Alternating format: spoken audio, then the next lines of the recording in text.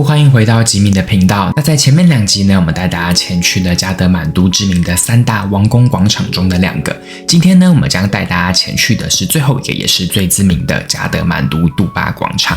那如同之前所介绍的呢，每个杜巴广场呢，其实都有他们相似的地方。那加德满都杜巴广场呢，当然也不例外咯，包含了一样有塔利珠女神庙，然后呢有库玛丽之家，有信庙，当然也有国王柱啦。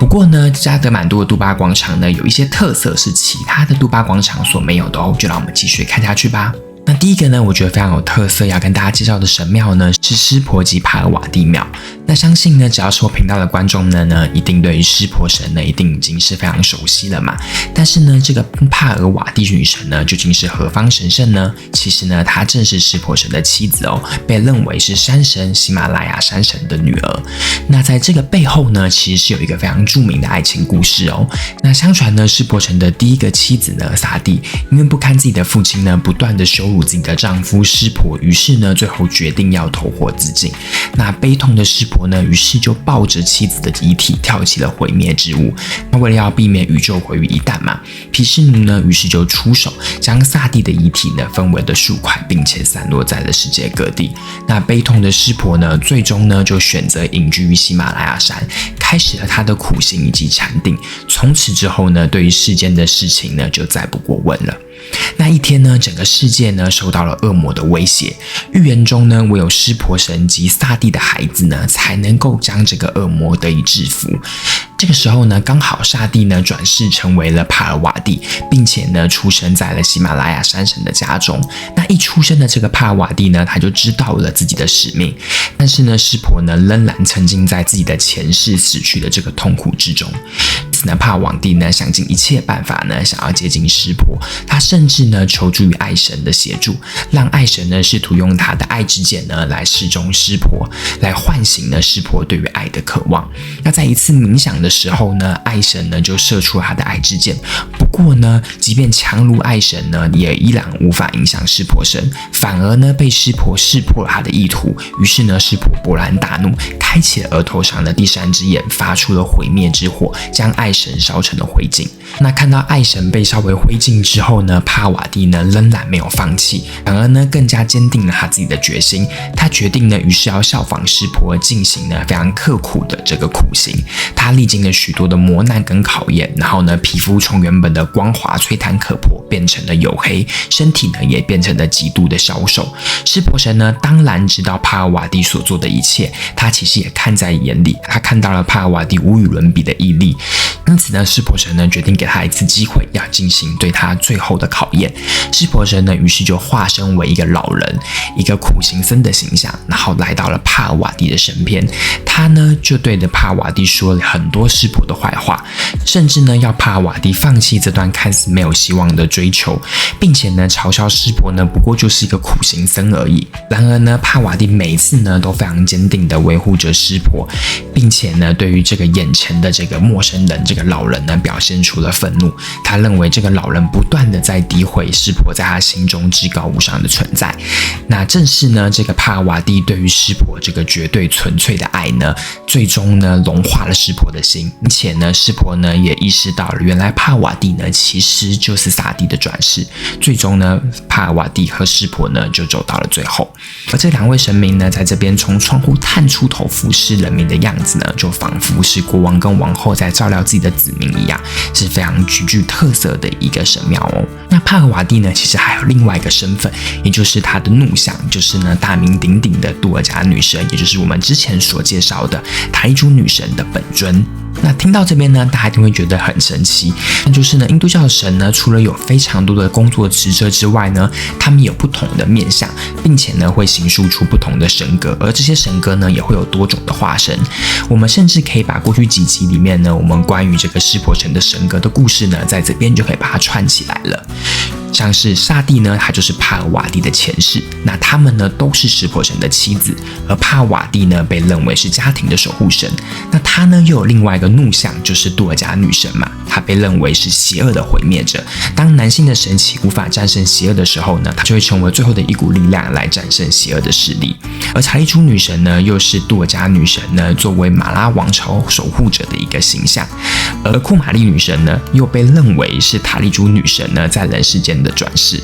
因此呢，我们在这边就可以把整个萨蒂、帕尔瓦蒂、杜尔加女神、塔利珠女神及库玛丽女神呢，全部都串在一起了。那其实同样的故事呢，在湿婆神的世界里面呢，也有相应的事情哦。接下来呢，我们将带大家前去的呢，就是加德满都里面非常独具特色的湿婆神神庙。那在这个广场的后面呢，其实有2个长得非常相似的神像，他们呢其实都是湿婆神的化身哦。其中呢，第一个呢是隐藏在木窗之后，那它呢是白拜拉夫。那在平日的时候呢，只有特定的时间里面的时候呢，这个木窗呢才会打开来，得以呢让信徒瞻仰。而每年呢，只有1天，这个木窗呢会完全开放，那便是9月的这个因陀罗节。然后这个时候呢，就会有特殊的仪式，那他们呢会从神像嘴里流出来的这个圣水呢，然后做成米酒，然后呢来供信徒呢来饮用。那据说呢可以带来健康及好运。那拜拉弗呢，其实就是湿婆神的一个凶相之一，其中白拜拉弗呢被认为是更加凶猛以及危险的力量。那这也是为什么在一般情况下的时候呢，它不会以完整的这个面相来让大众所见。那在白拜拉佛外面的这个广场呢，有一个位于神壁上的，这个则是黑拜拉佛，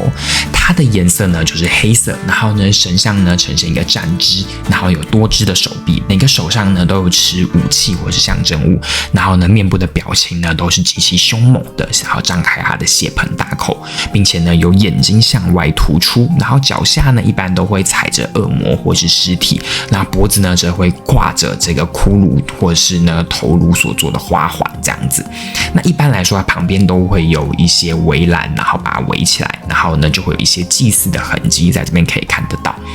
那这个黑拜拉佛呢，它被视为是时间和死亡的掌控者，它也象征着湿婆神呢拥有这个毁灭一切，然后结束一切循环的这个力量。那它其实呢，在尼泊尔的传说中呢，就扮演着非常重要的角色哦，尤其是关于这个真相正义相关的事情。据传说呢，以前在马拉王朝的时候呢，人们呢就会在这个黑拜拉佛的神像之前呢发誓或是接受审判，因为人们相信呢，如果在黑拜拉佛面前说谎的话嘛，就会立刻喷出鲜血而死。而这也就为了黑拜拉佛带来了几分令人非常感受到敬畏或者甚至有点恐惧的色彩了。那在这边呢，就必须要提一下我在加德满都一个非常特殊的一个算是亲眼所见吧，就是呢，其实我们都知道尼泊尔至今呢，其实仍然呢还是有维持的动物献祭的一些习惯。那虽然说呢，我们以现在的大众的文化价值观来说呢，其实是蛮难以去很好的同理这件事情。但是呢，作为旅客嘛，当我们走访他国的时候呢，对于当地的特殊文化嘛，当然要得以尊重啊。那在撒红节的前一天呢，其实我和其他来自于台湾的朋友们呢，要去看的是撒红节前的火祭。相传呢，大家会在半夜的时候升起篝火，然后把家中不要的这些物品投入到篝火中焚烧，然后并且过火，那象征把过去1年不好的霉运给烧掉。不过呢，当我们赶到加德满都的广场的时候呢，并未看到这个火祭，反而呢，就是我们在路过这个黑拜拉佛的时候呢，看到了非常震撼的画面。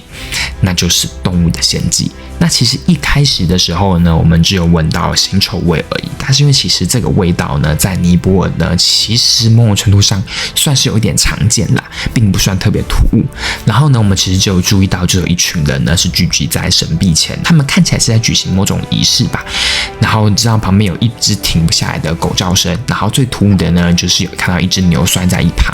那其实我们具体还是不知道他们的时候是要做什么，只是想说，那我就赶紧拿出手机来记录一下这个比较难得的时刻好了。然后这个时候呢，一个尼泊尔当地的小哥呢，就赶快跑步过来，然后制止了我的录影。然后呢，并且呢，非常好心的告诉我们呢，现在他们正在举行的呢，其实是一个献祭。那所以说呢，大家听到这边呢，就不需要担心，接下来的画面里面呢，绝对没有什么血腥的画面啦。那这个尼泊尔小哥呢是跟我说呢，他刚好最近他们家里呢经历一些比较不好的事情，于是呢他们家决定要进行献祭来祈求黑白拉佛的守护。于是呢他们就找来了当地的祭司，然后一家人聚在这边参与这个献祭的仪式。那这个献祭除了是需要事前申请之外呢，并且是需要在特定的时间点才能进行的。那像是撒红节的前夕呢，就被认为是一个好的时间点，所以他们才会选择在那一天进行。然后呢，他们一般来说呢会准备4种动物，分别是水牛、绵羊、山羊，那还有一种禽类的动物。然后呢，他们就会先让这些动物们呢在神像前呢先跪下，随后呢就是呢将动物的头颅跟躯体呢进行分离，然后最终呢用动物的鲜血呢来进行献祭。那说实在的，亲眼见证到动物的献祭，真的当下是非常的震撼的。即便现在时隔许久，我其实也不知道怎么样子比较妥善的去描述我当初所见的一些事情，所以我就单纯以这个事实层面的部分呢来跟大家进行表述吧。那算是一个非常具有特色，然后很罕见的一个亲眼见证吧。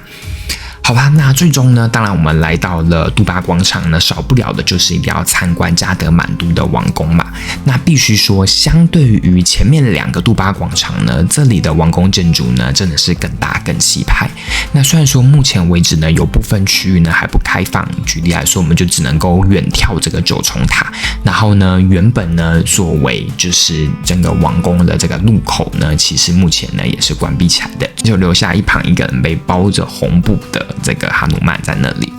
那不过呢，还是非常建议大家可以来这边逛逛。那在要进入到这个主要的王宫之前呢，我们会先进入到拉纳家族涨潮时所兴建的一个新王宫。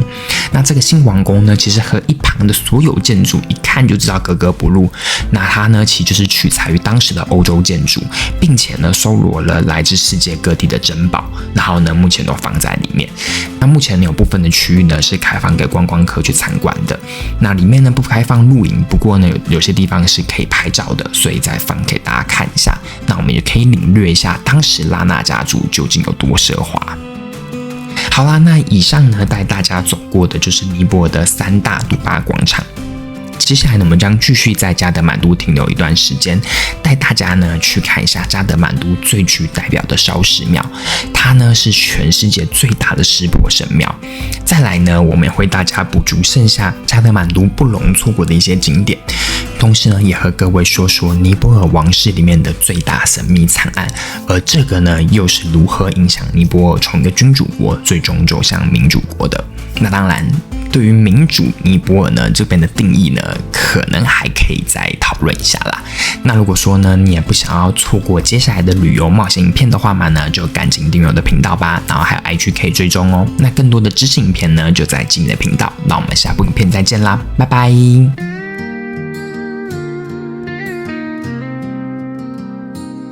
We left our hometown on a Saturday,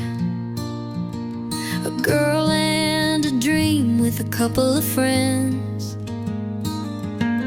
packed a suitcase with some sunshine and rain. All I want is this feeling to never end. I've got a taste of a new kind of high, taking a chance and living this life. Come as you are and stay as long as you like. We've got time, just let it ride.